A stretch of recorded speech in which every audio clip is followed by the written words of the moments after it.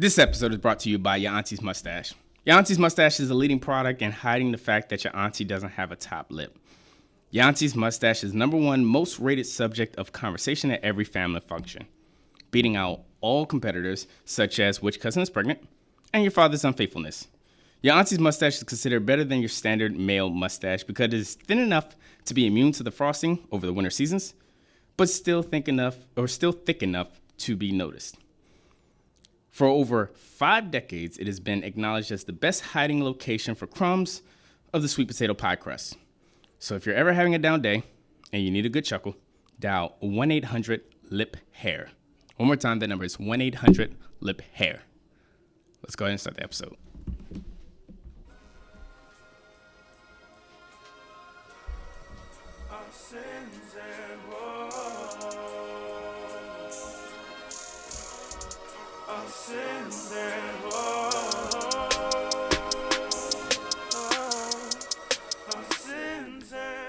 Welcome to the third episode of the Woes podcast, the podcast where a bunch of dumbass millennials talk about their dumbass perspectives, their dumbass opinions, their dumbass mistakes, and their dumbass complaints. I'm your host, Nelson, and thank you for joining me today. Now, with me today, I got my homeboy, Vaughn. What's up, baby? What's up, man?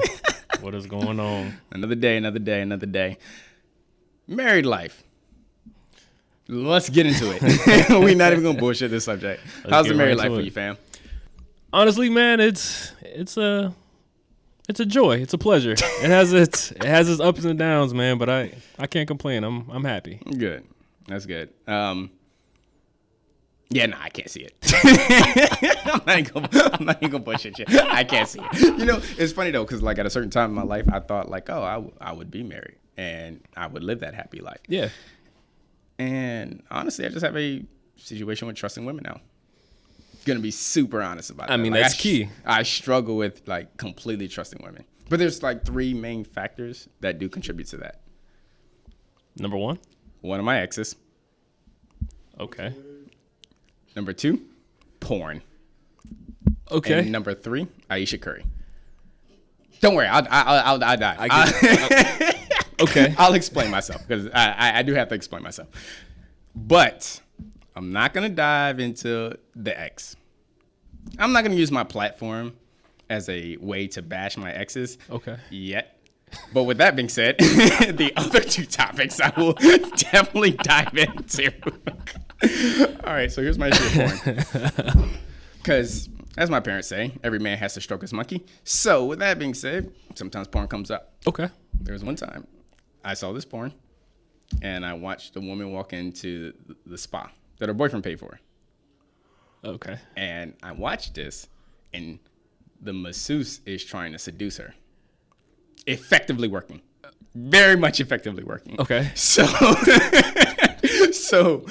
he sits there and cons her to get him a hand job, and I'm sitting here like, okay, this got a little extreme real fast, and then her boyfriend calls.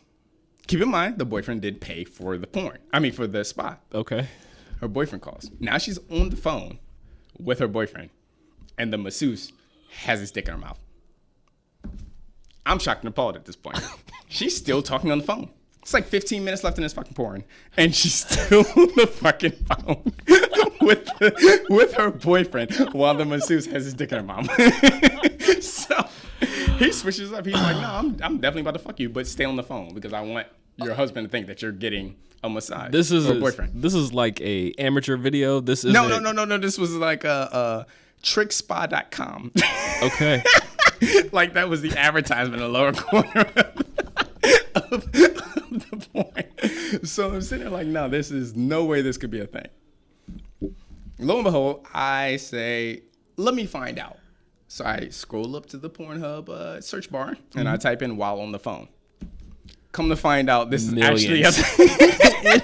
Millions. Come to find out, this is actually a thing.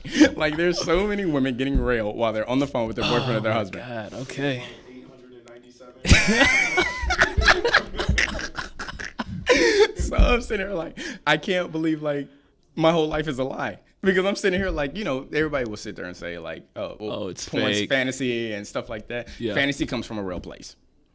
Don't care what anybody says. Like, there are legitimately people out there that are interested in this kind of thing. So as far as I'm concerned, if you're interested in it, you're willing to do it. Wow. So I'm sitting here like, now I question every female I talk to on the phone. Like, if you bang and I call you and you eating something, I'll be like, what's that noise? FaceTime me. Yo, FaceTime me. I need a video chat right now. I do not believe you. And you need to be making the same muffled sound that you are making. Shit does not change. That you are making over the phone in the video chat. That has to happen. Where'd that crunch go? Wait, crunch? Why is somebody crunching? Questions for later. Questions for later. So many questions. But so it definitely like affected that was one of the 2 of 3 contributors to my trust in women. Is because like she might say that she's eating some Chex Mix, but she's really eating dick. Number 3. Before you go on to number 3, I have to say I did not expect you to go that route. I was not ready for that. I thought you were gonna be like, I stroke my monkey too much or something. I prefer to watch porn. No, absolutely not. It's the fantasy. It's content of the porn. Yo, I'm literally just tired of like watching like the wife fuck the plumber. Like, not every time I open up Delivery Man should I see like his dick in the pizza. So with that being said, like I'm like, yo, we'll get back to we'll come back to that. I got a couple of things for that. But number 3, Aisha Curry. Okay. I have 2 split off ends on why Aisha Curry is a ginormous contributor to why I lack trust in women. And not to say like I will never forever trust women. Mm-hmm. I look forward to like coming across a female that will like break down the barriers of that trust.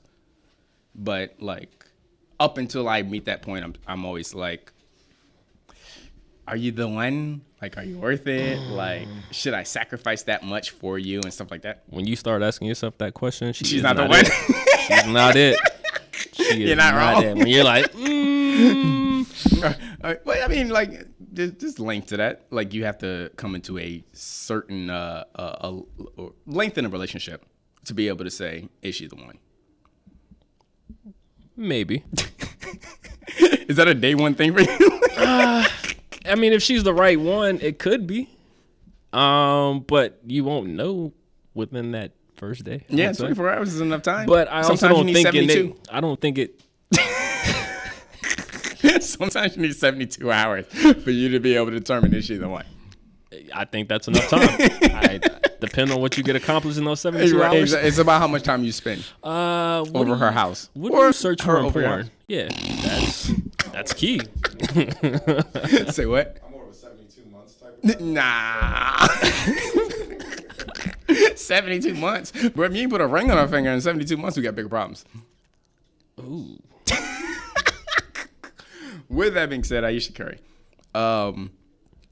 Two split off ends on Aisha Curry. Okay. When she came out and she was on Table Talk, I think that's what it's called, and she was talking about how basically like sometimes it makes her feel a little insecure that like all these women will approach her husband and she doesn't get the same feedback. Big issue with that. All right. Big issue with that because my number one is the fact that it reminds me how devious women are. Or how devious women can be. Not to say all women are devious, but they can be devious. So I think about the fact that you're telling me that like when you and your husband walk through the mall, women will approach him and go smack at him in front of you. And that's not a common guy trait. Going smack at a female in front of her husband. Yeah. Flirting is one thing. I'm talking about like put your digits in my phone.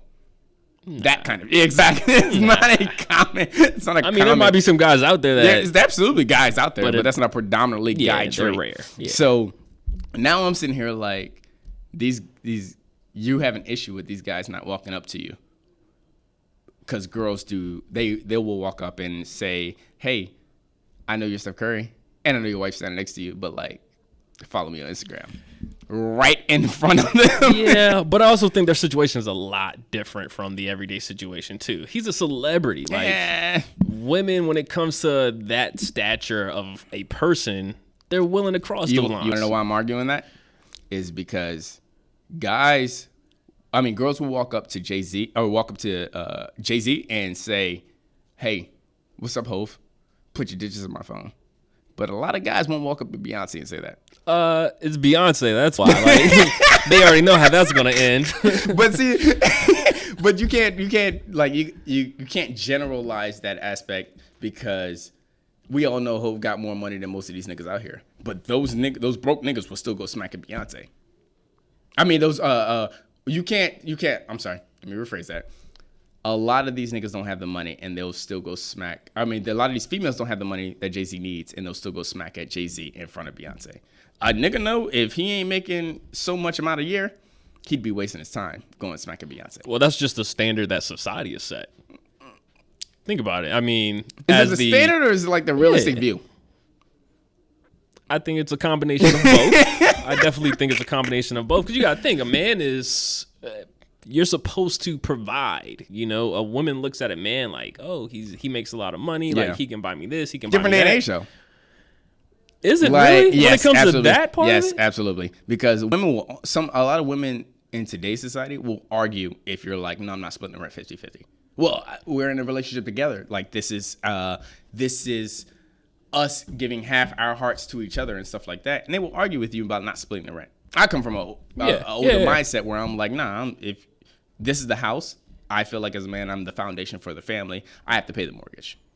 There are other factors that go into play, like, but I don't think that the mortgage should be split 50-50. Or I don't think that the bill payment should be split 50-50. I think because as a guy, I have the luxury of being paid more. Maybe you can call that me taking advantage of the sexism that is America or, today's society and the world. But usually statistically, a guy's making more than a woman. I'm going to have to disagree with you on that. What? Me and my wife, actually early in our relationship, she wanted to contribute to a lot of the household items, the rent, food and stuff like that. And it wasn't a friction point. It was like, I don't really need you to. Like, why won't we put your money elsewhere? Yeah. Like, why won't you save your money and, like, I'll take care of the bills. And, like, if we go out somewhere, okay, you can take care of that stuff because I'm putting money towards all of this. Like, I think it's different for every relationship. It's about finding what works for y'all. Yeah, some guys might be okay with 50-50. Specific relationships. Some but you guys gotta think might about be the okay with nothing.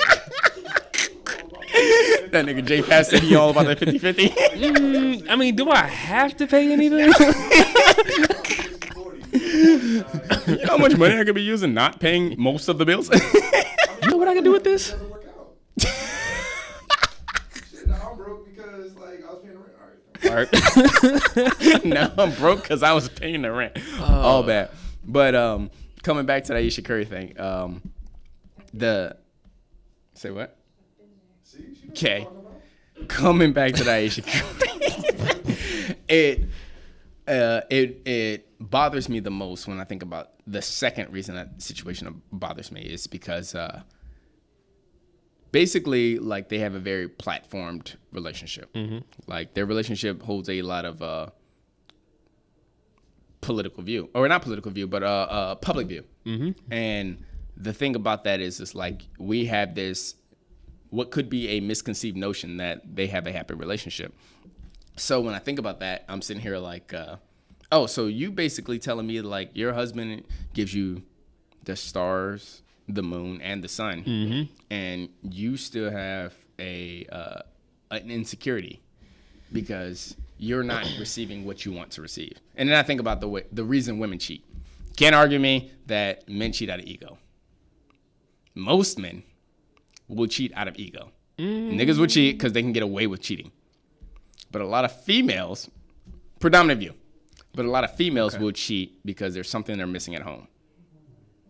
It's a very common thing. Oh, he doesn't call me enough. He doesn't show me enough appreciation. That's literally why these wives are out here fucking a pizza guy. I will have to agree with you on that. All right. I will have to agree with you on that. It's usually something they're missing at home. So with that being said, I'm sitting here like you have this very public relationship. Like you are literally the most known basketball wife there has ever lived. I don't even know if Michael Jordan is married or if he's ever been married. Does Kobe Bryant have a wife? Is LeBron James? Oh, okay, never mind. LeBron James is a different category. Kobe definitely has a wife too. Wait, what? Yeah. Didn't know that. I rest my case. Yeah. Like Ayesha Curry is literally the most Ayesha Curry is literally the most famous basketball wife there is. And in today's time, yes. And not of all time. I would think when Kobe was going through his little issue that he was having with his relationship, his wife was in the public eye for a little bit. So. Kobe isn't even cute. Yo, all right. Kobe's not cute. His husband is cute. That's why. Is that what it is? You weren't in the gym with him? That's exactly what that was. That's what that song where it came from. But you wasn't with me shooting in the gym. You wasn't with me shooting in the gym? That's where it came from, bro. I'm telling you. Yikes.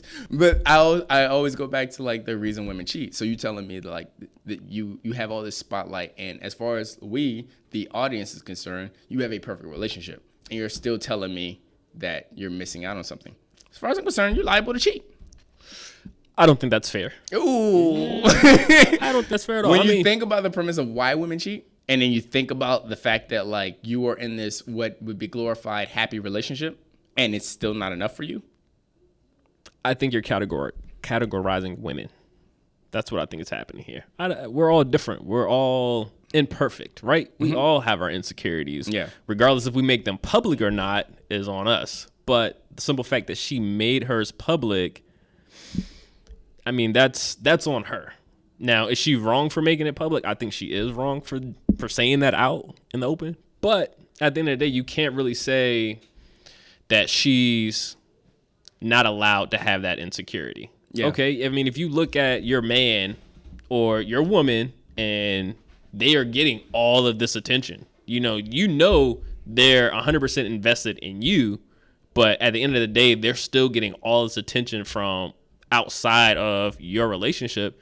You're telling me that you wouldn't feel a certain way if you're not getting that same type of attention? It depends. It doesn't depend. It doesn't depend. That's a yes or no question. How good is she to me? She gives you the stars, the stripes. She gives you everything. If I got everything I need from the woman, then like I don't have a reason to search that outward. Let alone put it out in the public view. I will agree she's wrong for putting it out in the public view. But I think you don't disagree that she's wrong for like coming to that notion. No, I mean like her wanting more than what is already considered. Again.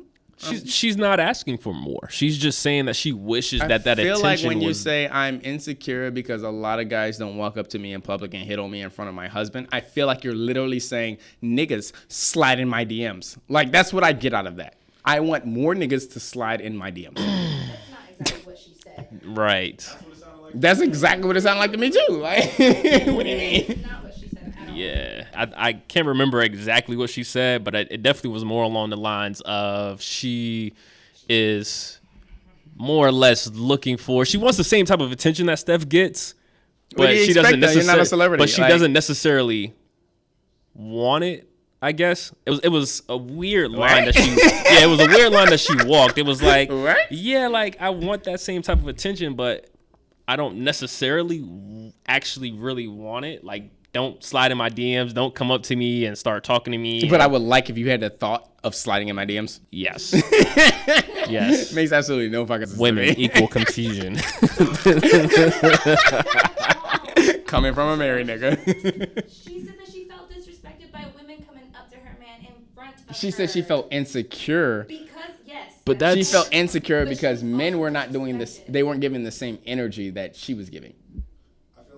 Or that the men weren't giving the same energy to her that women were giving to her husband.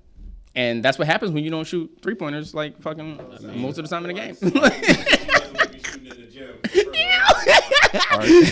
Peach emojis. Peach emojis.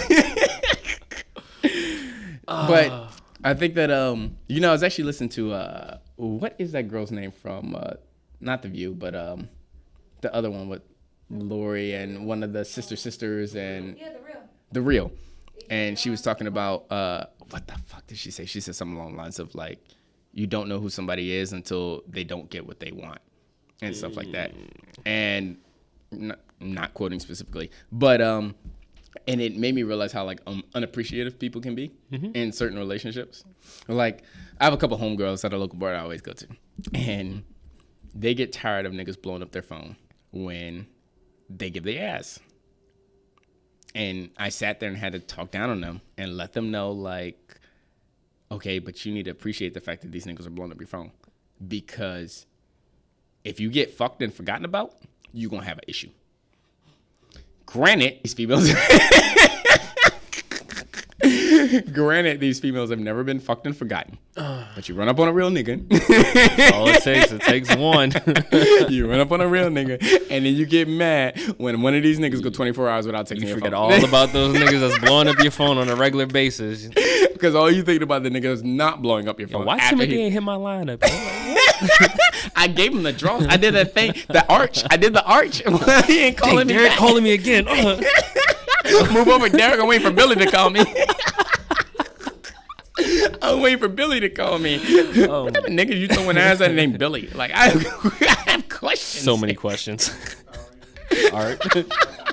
Was it the Blue Ranger? Oh, man. But I also think that people don't like acknowledge the fact that they don't acknowledge struggle relationships, or they don't acknowledge the fact that there are certain relationships that come out and they have issues, and they be like, that's the kind of relationship I want, where like you can watch those two people get over certain struggles in life. Like, if somebody said big goals and it was Beyonce and Jay-Z, I'd be like, fair. Because you've seen them publicly put out their issues, their issues and their relationship, where basically both of them dropped albums saying like, "Oh, you ain't shit," and the other person was like, "Oh, you right, I ain't shit." And then your next album is, "We the shit together." But then people they'll look at like a lot of relationships that appear to be perfect, and then don't say anything when like those two people get divorced. Like, my idol relationship, Kanye West and Kim Kardashian. Why? Yeah, I'm sorry. If you're able to look past the fact that she was getting deep-throated. No. There's with a Ray J? Hell no. You were willing to look past all her mistakes. Bruh, that is... And then for Kim that is a trump card. And then for Kim to stay with Kanye, after he's going out here and basically supported what would be considered, not my standpoint, because I don't subscribe to the majority view in most cases, but what would be considered supporting one of America's biggest racists, and you're still with that nigga? You still giving that nigga kids? That's an ideal relationship. Like, both of them are looking past both of their flaws. I mean, that's what they put out to the public. You don't necessarily know exactly how that relationship goes down. No, all I know is what they put out in the public. Exactly. Fuck facts. We about opinions. You don't really know. Like, we about dumbass opinions here. You don't really know. They could really be all about the money. They could really be about, oh, Kanye's like, Kim, you got a platform. I don't think they're the type right, of couple cool. that makes money off each other, though. That's the big thing that comes with them, too, is I don't think they're the type of couple that makes money off each other. But think about how much publicity they really actually get off of each other. They get publicity when they're single. What are you talking about? We're talking about Kim Kardashian and Kanye But think about West. how much more you actually get when you have a clown like Kanye for a husband and you have Kim for a wife. like he censored the shit out of that just now. I really did, because I didn't. Yeah. God forbid Kim. we blow up. Kanye gonna be knocking at your front door. What's the MAGA hat on? Kanye, go get off my front porch. In holy jeans? No, holy sweatpants, my bad. Shout out to them Yeezys, though. Yikes. I'm on the fence about that because sometimes I still wear Nike. Wait a minute, what's your hat say? Just do it. All right. Just do it. But all the marriage talk aside, you being a father. Whew. It's a game changer, man. That is a game changer. It's crazy, you know. You find out your fiance, wife, girlfriend's pregnant. Everybody's like, "Oh, what do you want? You want a boy? You want a girl?" I'm like, every guy's like, "Oh, I want a boy. I want a boy. I want a boy." But then I actually started putting some real thought into it. I'm like, do I really want a little me running around right now? Can the world deal with another me? Can I deal with a little me? Like, Yo, I hate editing podcast videos because I have to listen to the dumb shit I say. So, like, could you imagine another nigga, like, running around the house saying the dumb shit you say? No, you can't even be mad. Like, that's me. That's me right there. But, I really started putting some deep thought into it. And I'm like, man, ain't nobody really going to show me love like a girl will, like my little daughter will, man. And it's been one of those remarkable experiences to actually go through and actually watch my daughter grow. And literally I could walk into a room and I'm the only person she sees. Yeah. And it's incredible. Yeah, no. I can sympathize. I don't know. Relate to that. Can you? Still trying to figure out my words here. But because like if anybody ever asked me like what kind of kid do you want? What kind of kid? Like what kind? A white one. I want a no. tall one. I want that takes advantage of the privilege they are given in America. No. But no, if somebody asked me like what gender of kid you want, I always say, I want a little princess. Because I don't think there would be anything more inspiring than like your little girl running up to you on Father's Day and just jumping into bed, waking you up and saying Happy Father's Day, Daddy.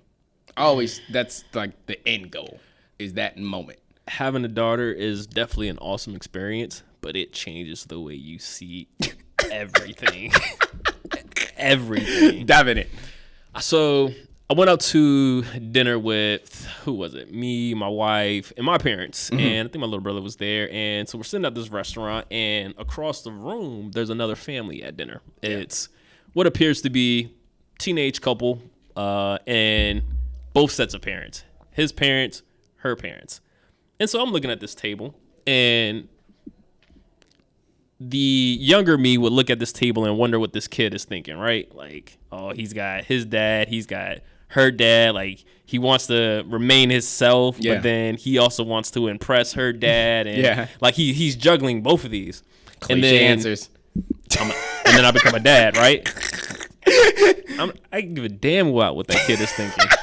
I'm looking at the dad like, you gonna check this nigga or not? Say one wrong thing. I got my shotgun in the back seat. And we stepping outside.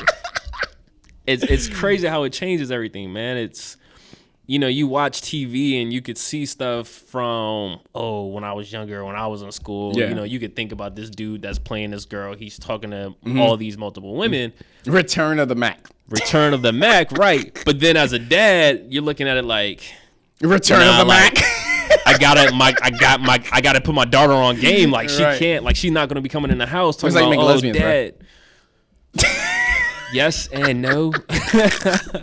Like, no, I don't want that. They be like, this works. Let me try. Like, no, I'm kidding. Shout out to my lesbians. I love y'all. Oh my god. Wow. No. I don't. I would love for her to bring a dude home. Do I want her to bring a me home? No. I had a homie one time tell me that, like, if his daughter came up lesbian, he'd be the best father in the world. Because he never had to worry about niggas doing the shit that he did to women growing up. That's valid. That's so valid, though. Like, bro, my Twitter name was I Run Game at one point. Like, that's so valid, your bro. Instagram was, ooh, girl, that's fine. Who is this? Who bred this nigga? I am not the same guy anymore. No, you're not. That's fine. I saw the flash in your wedding ring, so you're good, bro. Y'all see that, right? But you being a father, what's your biggest fear? You being a father of a daughter, what is your biggest fear? Biggest fear being a father of my little girl. Her being taken advantage of, man. I would say that would have to be the biggest thing. That's your biggest fear? Oh, yeah, absolutely. Absolutely. If I was a father and I had a little girl, my biggest fear would be like my ass getting kicked by her new nigga. Oh, no. Because I already know if I have my little girl, every nigga that she dates has to come home and fight me. Oh no, He has to fight me. I ain't gotta worry. I about worry because I gotta show this nigga that like I want her to be happy more than he wants to be happy with That's her. why my daughter has a little brother that is a year and 10 days younger than her. That's his role. We Any start nigga she push-ups brings next to the week. house getting jumped. We ain't running no ones. Hey, hold on. Let me call your grandfather real fast. Ain't running no ones. Put your hands on my daughter. You getting jumped off break. No, like legitimately though. Like I sit there and I'm like, am I ever gonna come across a nigga that like wants her more than I want her? Like, you know, as even I don't care what any guy says, you can still foresight that enough. Like, it's gonna be the hardest thing letting my daughter go. Absolutely. So I worry about like her first prom date. I'm like, yo, I'm going to jail, and I'm willing to make that sacrifice because I gotta fuck up a 16-year-old. What's that movie with 50 Cent? What is it called? Is it Wolves Den or Something like that. Lions Den or something like that with 50 Cent? And he's this posse of like bank robbers or whatever. Yeah. There's a scene in this movie where his daughter goes on prom date and he literally takes her date into the garage. Yeah. And he's got all of his buddies in there, like shirts off, wife beaters, like, you know, Smoking cigars in the garage while they playing spades. Got weights in the back, like everybody stands up when a dude walks in. It literally looks like the gym house of a jail. Literally. And he didn't even threaten the kid. He's just like, yo, when niggas running circles around the garage. just randomly. Yo, what is My stamina's up, fam. What's up? My stamina's up. He ain't outrunning me. Let that nigga run if he wants. Yo, you remember in high school when you used to kick niggas' foot behind them to make them trip? Let him run. That's what the uncle was doing in the garage. As soon as he walked in, brick check. I'm geeked. Oh man. Speaking of that though, you know, you parenting and us being in the age that we are as millennials in today's society. Absolutely. Growing up as kids. How easy. Actually, you know what? I ain't gonna touch that just yet. We'll get to that. We'll get to that. Easy. Let's do a comparison on our parents growing up, as opposed to us growing up, as opposed to our kids growing up.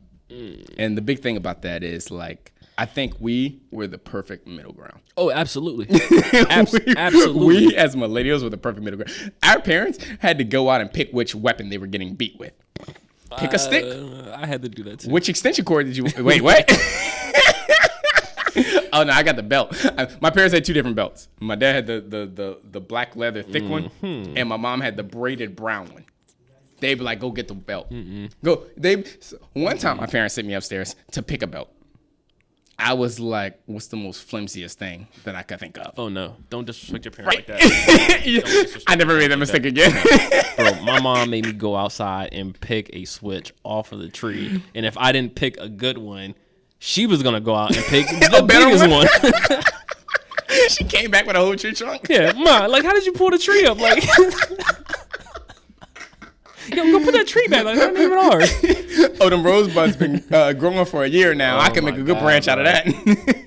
They You got flower petals all over your bedroom floor. Named the switch and put it in the back of her car for me. What? Yeah, bro. Yeah. Bro. Yeah. Apparently, I was some different type of kid. But all bad. But I think like our parents literally like when you think about the fact that like that generational gap or the generational progress is like our parents basically suffer from what would be considered borderline child abuse. That picking like beating your kid with an extension cord today, way different than it was 20, 30, 40 years ago. Absolutely. But and then now we have to be very like, or not even now, but when we were growing up, we had to be very conscious about how like we were or our parents. Not until we got older. When we were younger. Oh yeah, like when you were 1 through 10. Fair game. Still getting hit with everything. Once you turned 11, that was your magical day because if it wasn't a belt or a hand, like it was too much. No. It was just gonna be words that were gonna break your heart. Like that was it. Yeah. We got grounded. Give me the phone. Hey, I'm taking your TV out of your room. Hey, let me tell you how this was. My parents were so ruthless growing up. Okay. That when growing up in high school or middle school, it's definitely middle school. When I was high school, I definitely tuned that shit out. When I was growing up in middle school, I used to be a class clown. Lo and behold, I was a class clown. Were you? Yeah, you're right. Big surprise. So, and I kept getting phone calls home. Nelson's disrupting class. He's a problem in class and stuff like that. My mother said, "Oh, you want to be a class clown, huh? Let me show you who can clown who more. Because you disrespecting our name by going out into school and showing your ass. So I'm going to show you who really knows how to show their ass." So my mom stripped my closet of all my name brand shit. Took everything out. Went to Walmart. Went out of her pocket to buy Walmart brand shit. The Walmart brand, Athletic Works. Probably didn't even know that, did you? I do know that brand, but yeah, that's yeah, right. Bottom of the totem pole. She went out and she bought all like Athletic Works shit. And she bought the little papers that you put on, like you can type whatever you want, put it out the printer, and then like iron it onto a t-shirt. And she put the craziest shit on my shirts. And she would be like, "I'm a class clown," or "My mommy dresses me," or "Look at my Bobos." The "Look at my Bobos" shirt had an arrow that pointed down to my shoes. And the shoes were Velcro Athletic Works sneakers. Velcro, bruh, in middle school. I'm still trying to find out my foundation of life. She put Velcro sneakers on my feet. And on the left foot, it said right. And on the right foot, it said left. And they both had smiley faces on the back. Shout out to my mom for being a real parent, by the way, because I'm definitely doing that shit to my kids. Parenting 101 right there. Wait, hold on. So I have to follow up by asking, did it work? Bruh, I shut the fuck up in school from that point on. What you mean? Okay. Unless I was in between classes, I wasn't saying anything. But I'm definitely using that shit on my kids. Because what's the thing now? Like parents are like cutting their kids and giving them like weird haircuts now, right? Isn't that like the thing? That a thing? Yeah, I think that's the thing, right? Like giving them like these like grandpa hairlines, Yo, where they leave like the God hair my here. parents didn't have a camera back then. That would be it on the spotlights of every family reunion. Bro, can you imagine going to school looking like what's Kyrie's alter ego, Uncle Drew? All bad. Bruh, straight A student from the rest of the school year. Never made a mistake again. Never. But then you look at our kids and like we talked about this in the last episode of the podcast where if you beat your kid in public, that motherfucker's bound to like somebody's bound to record. Like if you smack him on their mouth, hey, don't say that cuss word. Somebody else is pulling up like, hey, I'll call the cops on you for child abuse. Shit, my mom used to walk around with a wooden spatula, hand it to anybody that was ever disciplining a kid. You need this? You need some help? I got you. See, I didn't have those issues. My dad would count, and I already knew what happened at the end of that countdown. He would start at 3, and you would be done by 3. I'd be done by 3. And he had that deep voice. 3. Don't say 2. Don't say 2. Don't say 2. I was just playing, Dad. I was just playing. I don't know no better.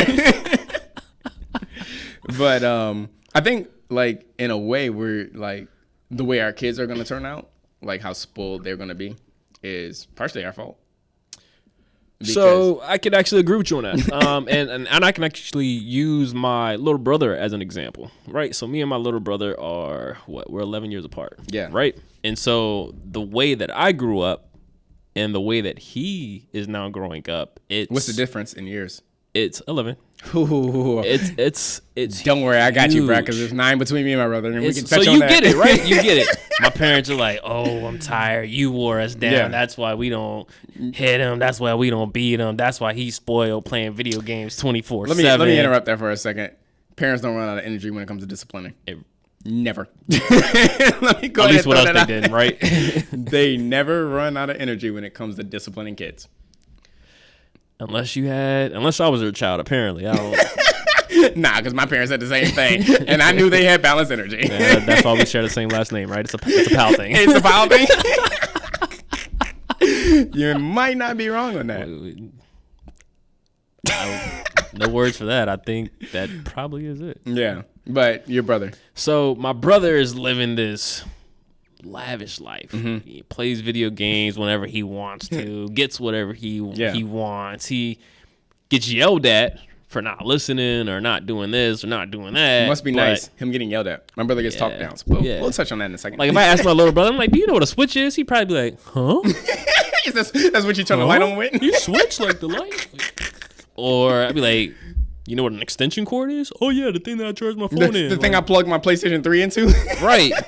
I'm like, nah, like, that's a weapon. Like, it's a weapon of mass destruction. Like, yo, I remember I was at my grandmother's house one time, and me and my brother, my older brother, and some of my cousins were outside, and we were messing with one of my female cousins, just like throwing berries on the ground, making them look like spiders, and she was tripping, like having a fit about it. Yeah. Grandmother came outside, told us to shut the hell up and quit doing it. Right. Shut the hell up. Oh yeah, my grandmother is from the deep south of Mississippi, right? So she ain't play no games, right? So imagine, like, my grandmother's probably like 4'5", right? Yeah. At this point, me and all of my cousins got to be 5'5", 5'6", 5'7", right? So we're a lot bigger than her.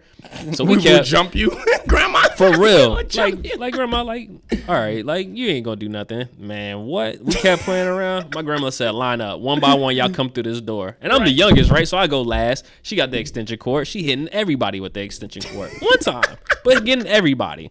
So me, I'm like, oh, grandma, you not about to hit me with this extension cord. She had y'all lined up like niggas used to be lined up with the bro. fire hose. Bro, you seen the lines for the Popeyes chicken sandwich? Bro, like, And that's she how was just running down the train. No, bro, like, we was coming in the house, going through the doors, She was just standing one at by the doorway. one.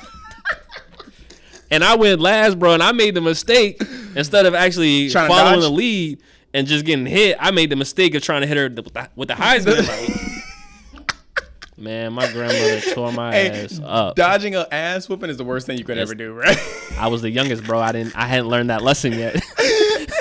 my mom got smart about it after I was getting whoopings growing up. She was just like, nah, fuck that. I'm not chasing you around the house. I'm just gonna grab one arm. And if you want to run around in a circle, I'm only spinning 180. Because if you hit that 360 mark, we got a bigger problem. I gotta drag your ass back and start over again like a sprinkler.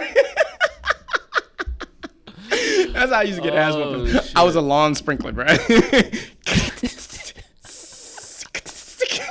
Every time. Your ass was getting wet up. God forbid you jumped during an ass whooping because you knew you was getting it above the back. And you better not cry, bro. And You better not cry. no, I was allowed to cry. I just wasn't allowed to scream Oh, bro. because I couldn't wake up my little brother when I was getting my ass beat. You better eat them licks in my house, bro. You better eat them licks. Grandmother, mom hitting you hard as hell. You better not cry. I'll give you something to cry about. Oh, I will give you something to cry about. Like she already not giving. You already beat my ass right now. What more do you want from Do me? you know how pain works? But coming back to like your brother in that situation, this is one of the big things I knew, like the difference between me and my brother growing up, and maybe it's because how I grew up and when I grew up, like things changed in the household. Mm-hmm. So when I was growing up, I had to be out there cutting the grass every week and a half, 2 weeks max, and when I was growing up, I had to make sure that these rooms in the house were clean and stuff like that. For sure. Now my parents have a guy that comes to the house every week to cut the grass and stuff like that. Your brother don't know what chores are, do we? Right. Yeah, my little brother is supposed to keep his room clean, but I don't even know what that means. Like, what do you mean he's supposed to keep his room clean? Right, I have questions here. Come on, wake us up. I would wake up to the smell of Pine Sol in the morning at like 7 o'clock, and it was my room, the bathroom, and vacuuming. Your hands and knees scrubbing the base of the toilet.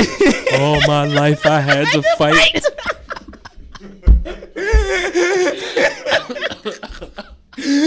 Oh man, but yeah, like my parents have a sprinkler system now.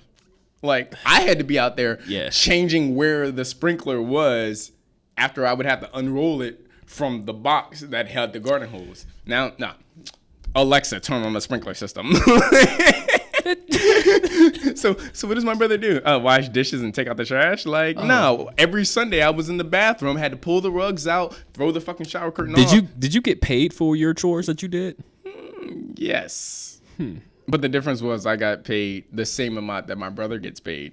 For doing nothing? 25% of the work that I was doing. Because then I didn't get paid for my chores. I was allowed to live there. Okay? I had a roof over my head. Entrance fee into the household. Like niggas asked to be born. Like I had a choice in this matter. I didn't ask to be here. Like, yeah, right. Nah, and my little brother literally, all he has to do is take out the trash, and he gets an allowance for that. Mine too. Mine too. Mine's is a little bit older now. He's in college, so Yeah. like I give him his leave room now. Yeah. But like when he was going through middle school and high school, the household was a little different. And maybe that's on my parents because like not on my parents, but that's thanks to my parents because the money conversation changed a lot later in my years. Like when I was growing up, it was like I can afford it, or it was I can't afford that right now. And then when I got to a later age, the conversation changed, and it was more like I can afford it. Can you? But then my brother was always hearing that. So that's how I know that, like, I realized we weren't poor anymore. Not that we were ever poor, but, like, I would look back and say we had less money than we did later down the road. Yeah. But I didn't grow up getting everything that I wanted, right? And it's not because we were poor. It was because my parents You didn't earn it? I didn't know. Like... No, but it's because my parents grew up in, like, my parents come from true poverty. Like, they're the youngest of their family, so everything they got was hand-me-downs. They grew up in very, very small towns. Yeah. So, you know, they made it out. Yeah, they got us to, you know, middle class. And, they could have bought me everything that I wanted. But what does that teach me? Yeah. God forbid you know the value of a dollar. Right. Right. So instead of everything I asked for being given to me, it was met with, how can you earn it? Go earn it. Yeah. Straight A's. Yeah. A, B. Yeah. Do your chores on the weekend. Yep. Don't make me repeat myself type of thing. My little brother doesn't know. Don't get none of that. That's because like kids these days, like the Generation Z that's coming up, they don't understand the value of a dollar. But like I was 11, 12 years old, and I was running around my neighborhood trying to make $200 a weekend. Cutting grass. Hey, excuse me, Miss Lady, can I cut your grass for the weekend? Hey, excuse me, Mr. Sir. I had clients. Yeah. Like, hey, see you in 2 weeks. Well, there's still kids like that. I mean, shit, where? Still feel you can go to some of these neighborhoods. My parents get their grass cracked. Didn't we have kids in Fredericksburg that were going around cutting the grass? There's still kids out there. Shit, that's Fredericksburg. Sure, my parents got somebody that cuts their grass the same age as them. Because no kid will come by and cut their fucking grass. Yeah, if you don't get that work to a kid, an old man gonna take it. Old man's gonna take it. You same man that's coming over here taking everybody's jobs? Got you. Yikes! Your words, not mine. But really, that's what it is. Like they don't know the value of a dollar. Like these kids will. It's hard for like somebody to say, "I'm 16, I need to get a job." I started learning the value of a dollar like when I was running a business at 12 years old. I had somebody that worked for me, and he wanted 50-50. I'm like, that's not how business is ran, my nigga. Like at 12, like at 12, I'm like, that's not how business. Let me show you this bachelor's degree in business real quick. It was a middle school bachelor's, but it was a bachelor's. I'm like, yo. Who put the money down on the lawnmower? Who bought the weed whacker, motherfucker, all right? I bought the wagon that we towing all this shit around. Like, nah, you're not getting the same that I get. You work for me. So you've been giving out work since 12. Jesus Christ. You know. Bruh. But, and I think, like, when you think about that situation or the fact that, like, these kids are going to grow up differently than us or they aren't going to value a dollar is... well, what are we, as the older generation, to them contributing? And I think, like, when you come to our parents, like, I don't think our parents or the Generation X are very conscious about the investment. My investment parents are of what? super just investing. Into us as kids? No, in passive money. Money, okay. In passive money. I think our parents learned that saving was a big thing. Saving, working a straight 9 to 5 till retirement and stuff like that. That absolutely. was a really big thing for them. Absolutely. It's like when you think about passive income for them, they're like, let me work 20 years, let me work 30 years, and then that company's gonna pay me for the rest of our lives. Where we come up and not all old heads think like this, but a lot of them do.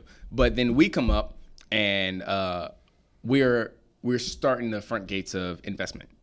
We're trying to buy houses. We're trying to like build stock in the companies and stuff like that. I'm gonna say yes and no to that. Yes and no to that. Preach on. When you say we're trying to buy houses, yes, millennials are looking to buy a house, but I also think a lot of millennials are not in a position to even think about with today, with the way the credit card works, nah, nigga. I'm not giving you that. Nah, not the way credit works these days. You got a 620. We got you with a house, bro. Yeah, but the way that mortgages are set up, depending on what them student loans look like, 1% of your remaining balance, Bruh, year back ratio. you can't always use that because student loans are the easiest like loan to manage. Compared to a mortgage, compared to a car payment, compared to a credit card, student loans are the easiest loan you could ever have to manage. It's not even about managing it. It's about when you go to apply for a mortgage, about the bank looking at certain numbers. And depending on loan programs that you're looking at, some of them, regardless of what your monthly payment is on your student loan, some loan programs, 1% of your balance is what they are using to count against you. So if you owe X amount, 1%, no matter what that payment is. Most of the time, it's not about what you owe; it's about what you make. When it comes to if when you're establishing a loan, make, if you make $100,000 a year, they don't care if you're $500,000 in debt. They care about yes, they do. Yes, they do. To an extent, because they'll say, okay, you have 500,000 in like say you have a $450,000 house. And you have a $50,000 car, but you make $150 a year. You're liable to get a really good hookup, even though you're literally $500,000 in debt.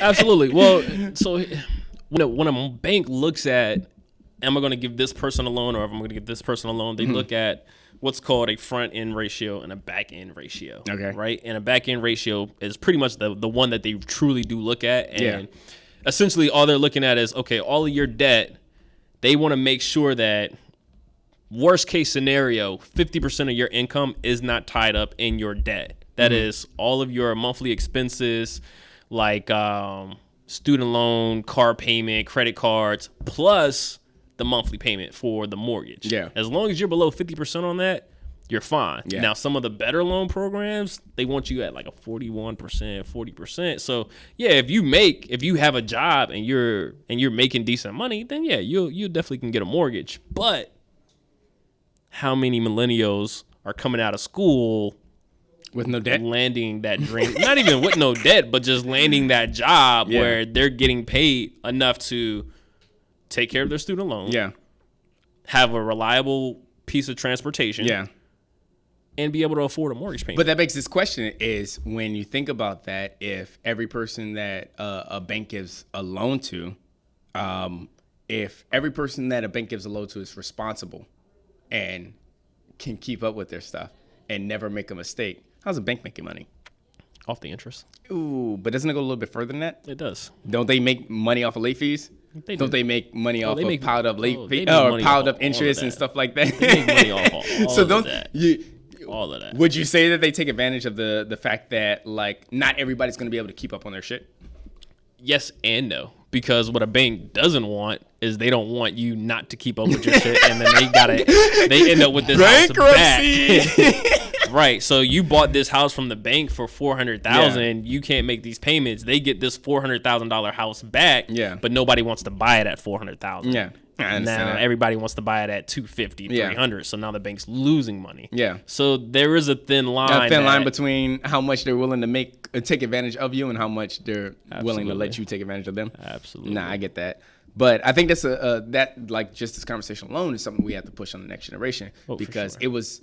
Like when it comes to investing, that's not a conversation us as millennials have had with the Generation X. Our OGs never really taught us how to buy a house and the proper rights to go through that shit. Like as we talked about in the first episode, pushing finance through school is not a common thing. I think the thing about generational gaps, right? I am between my parents and my little brother. You know, my parents are the generation before us. My little brother's the generation after us. They get into arguments and it's two heads going like this because they truly can't understand each other. Versus where if I sit in on the argument, or if I can overhear both sides. I can see both sides, right? I understand where my parents are coming from because I understand that. You know what's funny about the millennial generation is like we can sit in the middle of that and like be able to understand both sides. But like, God forbid, we're in the middle of the conversation between both sides because all our OGs, they've done everything we've done. They've lived our lives. Everything we're doing is just a repeat of what they're doing. They have all the fucking answers. And then you have the newer generation, the Generation Z that's coming up, and they have all the fucking answers. They have social media. They have internet access. They already know everything. Literally, millennials. I don't care what anybody says. Millennials are the most ignored generation. Oh, absolutely. Today. Absolutely. We are literally the most ignored generation. But today. I think it's because we are the unique generation. Because we are the generation that our parents. Because we're such a gap. I mean, we're such a gap filler. That. We're such a gap filler yeah. between the non-technological age with. Granted, dial-up. My parents say dial-up, but like we are when the technology started hitting that boom that it hit, we were growing with it. So our younger siblings, our kids, they'll always know technology. Our parents didn't always know technology, but we knew technology when it was progressing.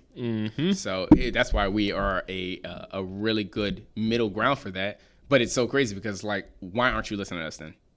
Why are we such an ignored generation where we can see both because the sides? older generation doesn't want to face the fact that maybe the next generation is a little bit smarter when it comes to certain things. Yeah, well, I wouldn't even say a little bit smarter. I would just say we are at a point now where we, our parents grew up on hard work. Yeah. Well, in today's age, we don't necessarily have to work hard. We just got to work smart and efficient. And that's what we do. And the older generation can't understand that.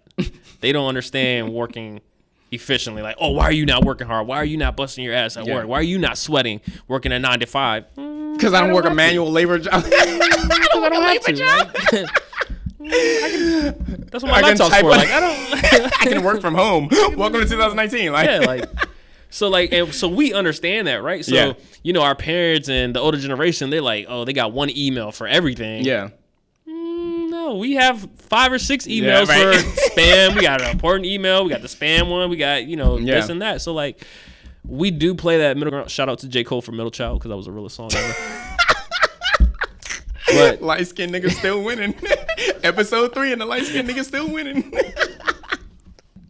But go ahead. Oh, my God. But, yeah, like, we truly do play that middle ground role, and I think it's important for us to truly understand that. Yeah. Because, our parents, the big thing that I think we have to take away from our parents' generation is that it's tradition. At the end of the day, it's all about family, making sure you're taking care of family. Yeah. Don't get lost in what the younger generation is. Now these kids are tablet in their phones. Like, they don't know how to have an actual conversation with anybody in person, anymore. Right? Which goes back to that whole that whole Tinder conversation. Is like people don't know how to walk up to somebody, a complete stranger, and just talk to them. Hey, my name is. Hey, nice to meet you. Blah blah blah. Ew.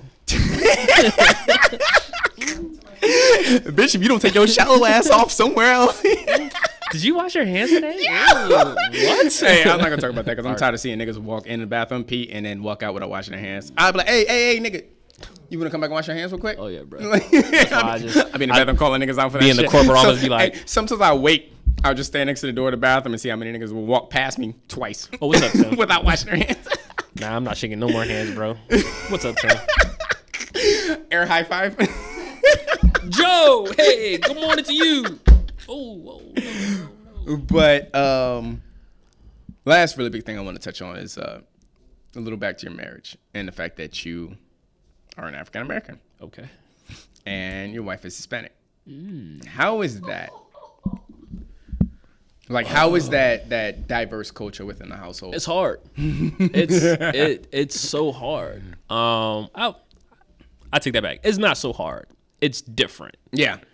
In the sense that when you look at the two different cultures, right? Mm-hmm. As a black male growing up, it was you turn 18, you're out the house. Yeah. You got to figure it out. You're a man. Figure it out, right? Let me guess. As opposed to the Hispanic culture where they're very family oriented. They are such a tight knit group.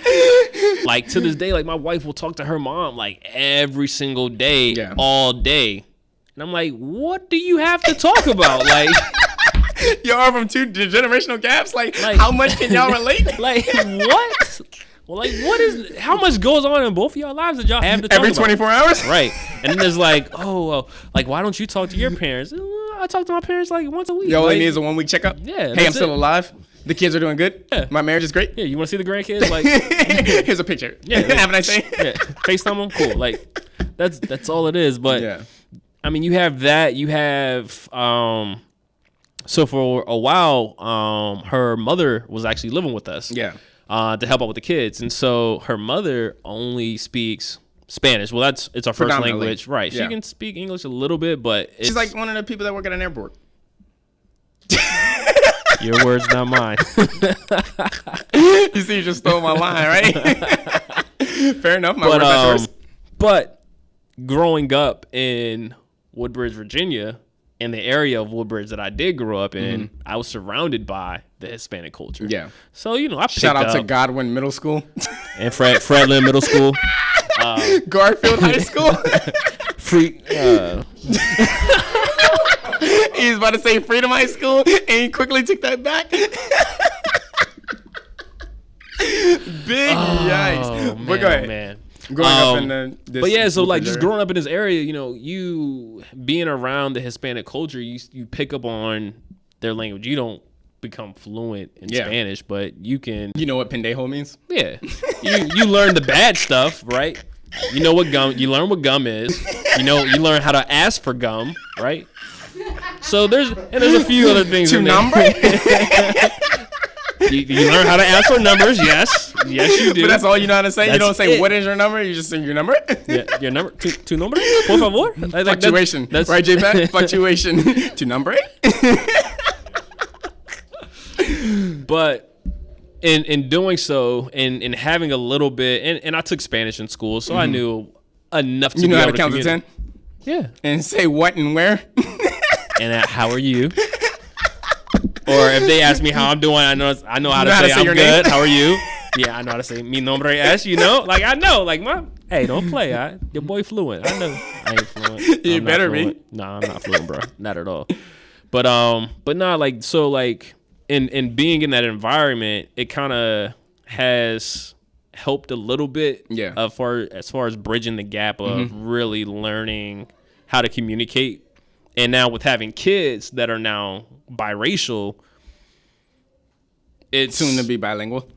yeah, that's definitely the goal. Absolutely. But there's some parenting things in there too that I think my wife has done a really good job on letting me take the lead on a lot of how we're going to discipline the kids, because she knows how I grew up. Yeah.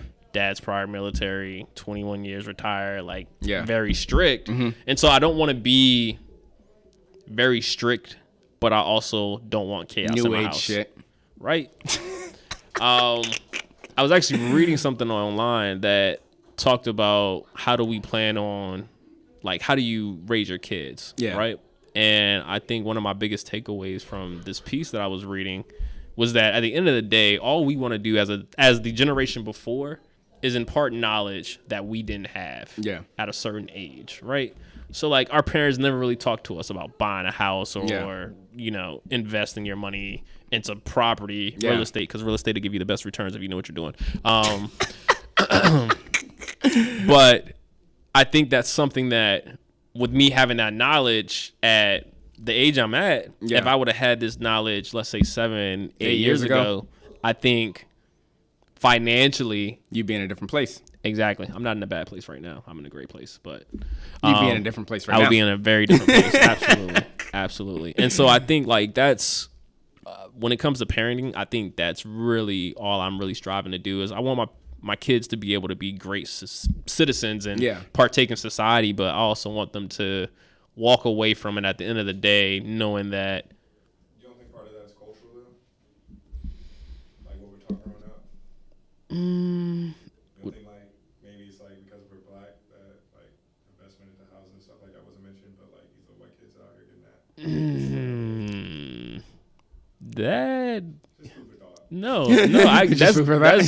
That's a good question. And honestly, I think that does play a huge part in it. Like, I just think that if we're going to look at it from a cultural standpoint, yes, there are cultures that are just way ahead of us. You know, the point that I'm at right now. Who's us? Black people. Okay. Black people. I wasn't sure if you were talking black or millennial. That's why I had to ask. We'll just address the elephant in the room. When you look at the white culture, right? When it comes to educating our kids. Talking about white culture. The white culture, probably the position that I'm at right now, this is probably somebody's great-great-grandfather. Yeah. Right? Yeah. But now, it took to your at, generation for you to be in the same, exactly. the same space. Exactly. So I think we're definitely on the right track. Yeah, absolutely. We're playing catch up. Absolutely. No question about it. That diverse household though, would you be fine like with your woman being your wife being the full blood? Shout out to his wife. I'm not gonna say her name, but shout out to her. I love you. But I'm trying to get my brownie points up. You know she hates me, so I'm trying to get my brownie points up. She's probably been watching the podcast waiting for that shout out. Oh, this nigga ain't gonna say nothing about me. I know you gonna call me niggas in my face. Gonna catch so many hands when I get home. Yeah. But like, if you grew up with just today's society, like the American culture, would you be okay with not like your kids? Would you be okay with your kids not embracing like their Hispanic heritage, with the fact that like how closely deep rooted that your parents-in-laws are to their Hispanic culture and stuff like that? Would you be okay if your kids never learn Spanish, or would you prefer them to learn Spanish? No, I would prefer them to learn Spanish. I actually think they would get further in life if they were bilingual. Mm-hmm. And it's something that I push. I tell my wife all the time, like, speaks, and when we are in the you house. You speak Spanish, I speak English. Facts. And that's up until a point where I get comfortable enough to where, and I actually talk to my daughter in Spanish sometimes, depending on. Uno, dos, tres. We're not getting to 11. We're not getting to 11. Or like, no, my daughter's like a really big girl, so she likes to eat. So I'd be like, no mas, like, stop, like. You say no mas and then you say stop because you don't know how to say stop in Spanish. Like she don't pick it up. She don't like, Daddy, no, like I'm gonna keep eating, Dad. Like Cheeto, please, like no. But no, like I want my kids to embrace both sides. Yeah. But I want them to embrace the Hispanic side because I love the Hispanic culture. Yeah, I love the spices, family orientation, the celebrations. I love the energy. Not being able to say no when you go over there to eat. Yeah. That's you can't do that. Every day is a Thanksgiving meal for sure. Shout out to all my beautiful Latina exes. What? No, exes. Wow. You thought you was one of them? Nope. I ain't gonna say nothing, bro. All right. You just. Anyways, before we get out of here, you got anything else? You got anything else you want to get off your chest? Nah, bro, that was it, man. All right. Well, one last shout out to your auntie's mustache. One last shout out. Just dial it 1-800 top lip hair. 1-800 lip hair. All right. Anyways, to my millennials, being your age is a sin, and no one wants to hear your woes. This has been another episode of the Our Sins and Woes podcast. And to everybody, peace.